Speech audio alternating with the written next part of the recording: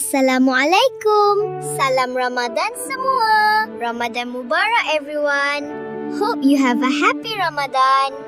Selamat datang ke rancangan TVPSS Ramadan Ceria bersama kami. Hari ni Aisyah nak share tajuk best. Adab beraya, bukan sekadar duit raya. Pagi raya, apa paling best?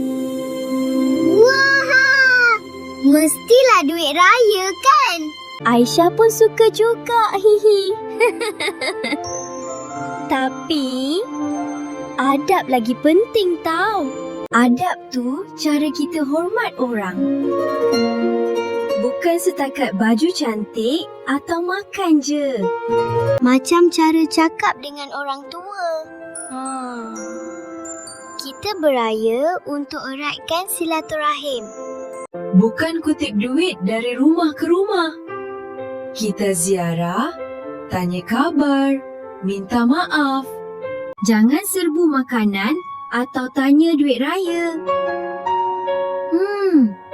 Tak sopan tu. Jangan buka sampul depan tuan rumah.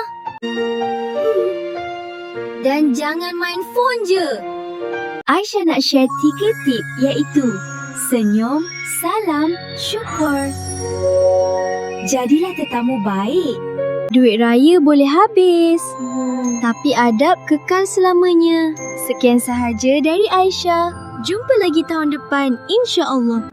Jumpa lagi dengan kami pada tahun depan tau korang. Jangan lupa untuk like, subscribe dan juga share banyak-banyak tau. Selamat Hari Raya dan maaf zahir batin korang. Assalamualaikum.